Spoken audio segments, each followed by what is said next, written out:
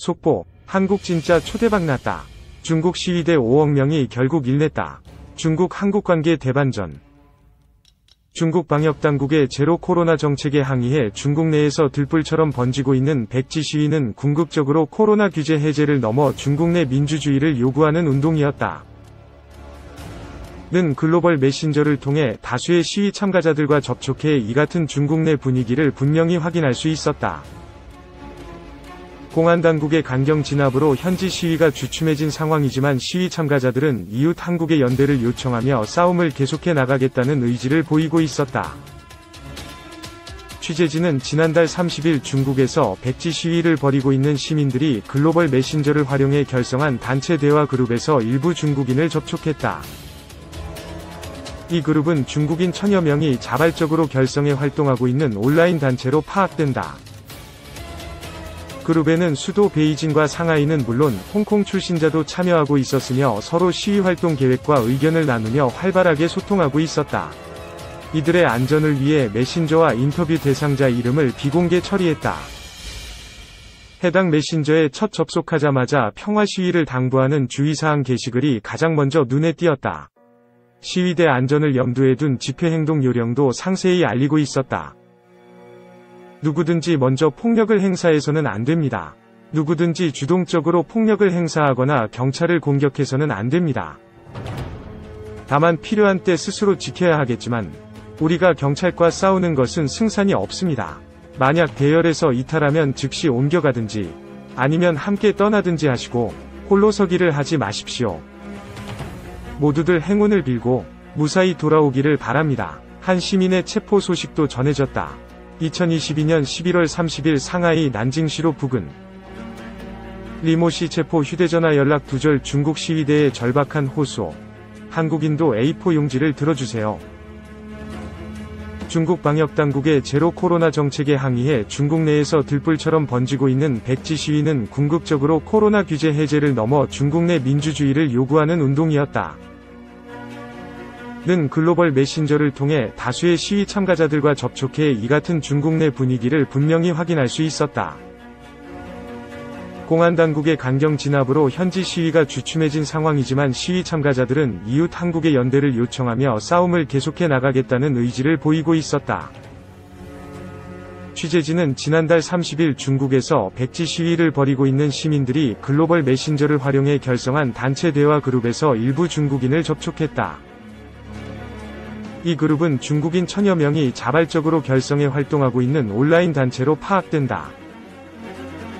그룹에는 수도 베이징과 상하이는 물론 홍콩 출신자도 참여하고 있었으며 서로 시위 활동 계획과 의견을 나누며 활발하게 소통하고 있었다. 이들의 안전을 위해 메신저와 인터뷰 대상자 이름을 비공개 처리했다. 해당 메신저에 첫 접속하자마자 평화 시위를 당부하는 주의사항 게시글이 가장 먼저 눈에 띄었다. 시위대 안전을 염두에 둔 집회행동 요령도 상세히 알리고 있었다. 경고. 누구든지 먼저 폭력을 행사해서는 안 됩니다. 누구든지 주동적으로 폭력을 행사하거나 경찰을 공격해서는 안 됩니다. 다만 필요한 때 스스로 지켜야 하겠지만 우리가 경찰과 싸우는 것은 승산이 없습니다. 만약 대열에서 이탈하면 즉시 옮겨가든지 아니면 함께 떠나든지 하시고 홀로 서기를 하지 마십시오. 모두들 행운을 빌고 무사히 돌아오기를 바랍니다. 한 시민의 체포 소식도 전해졌다. 2022년 11월 30일 상하이 난징시로 부근 리모씨 체포 휴대전화 연락 두절. 지난달 25일부터 상하이와 베이징, 광저우, 우한, 난징, 청두 등 중국 16곳에서 동시다발적으로 발생한 시위 이후 중국 공안당국은 시위가 이뤄질 만한 곳곳에 경찰을 배치했다. 온라인 그룹에는 경찰이 지하철 전동차에서 시민들의 휴대전화를 수색하는 동영상도 올라와 있었다. 실제 중국 내에서 시위가 다소 소강 상태라고 얘기하는 회원 대화 내용도 눈에 띄었다. 자신을 상하이의 자영업자로 소개한 A, 30씨는 정부가 시위 진압 인력을 보강하고 있다. 오늘 지하철역에도 많은 경찰들이 몰려 있었다. 며 무장 경찰들이 수시로 순찰 중이고 상하이 도로에는 그 어느 때보다도 순찰차가 많다고 말했다. 베이징에 거주하는 B, 40씨는 지난달 27일 시위에서 외국 대사관들이 있는 차오양구 도로변은 시위대보다 경찰이 더 많았고 경찰이 여전히 이 일대를 봉쇄 중이다.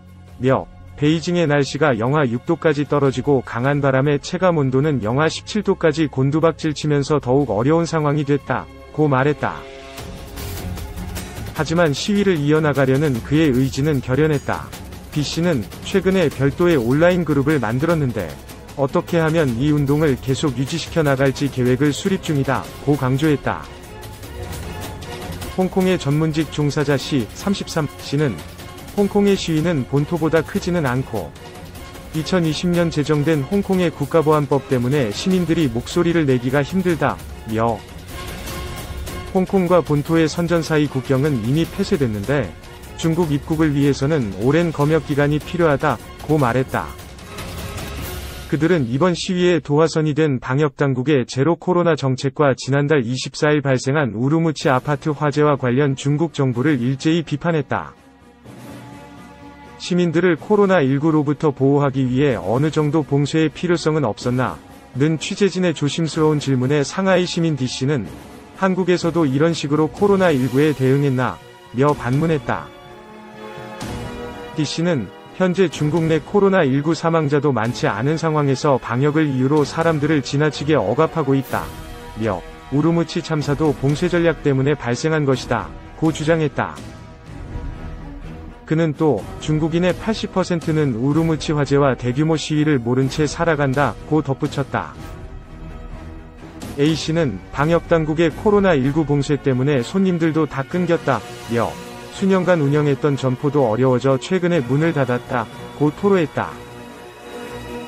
자신을 상하이의 고등학생으로 소개한 이군은 중국은 마치 국제적인 흐름에서 탈선한 것 같다. 면서 우리는 더 이상 국제적인 경기나 행사를 중국에서 볼 수 없고 적당한 이유를 대지 못하면 외국에 나가는 것조차 힘들다. 고 말했다. 인터뷰에 응한 중국인들은 자신들이 깨어나고 있다.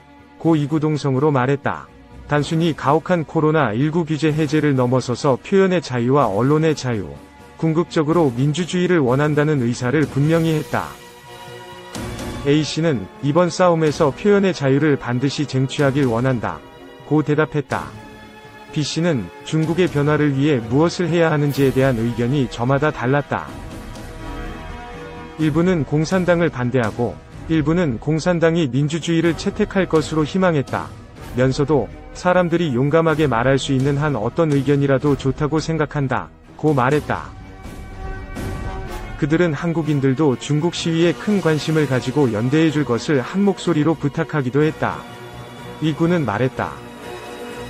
한국에서도 현재 중국 사태에서 시민들을 지지하는 평화 시위를 개최한다면 큰 도움이 될 것 같아요.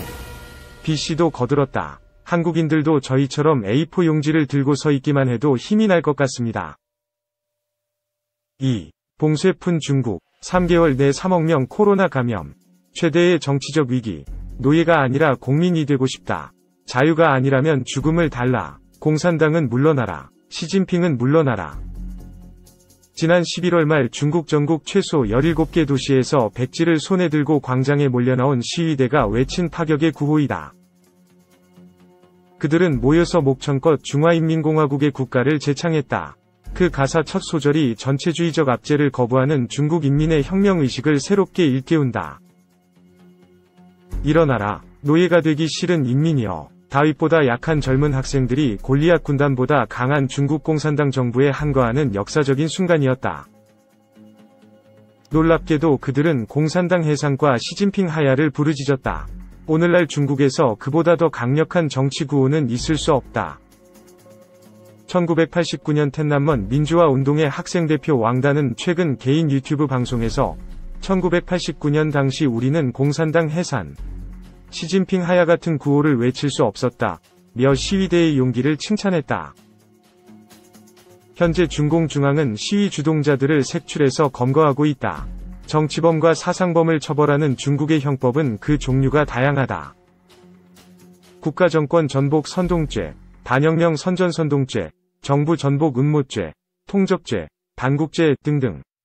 다만 중국 법원은 웬만해선 그러한 단체죄, 반국가의 죄목을 남발하진 않는다.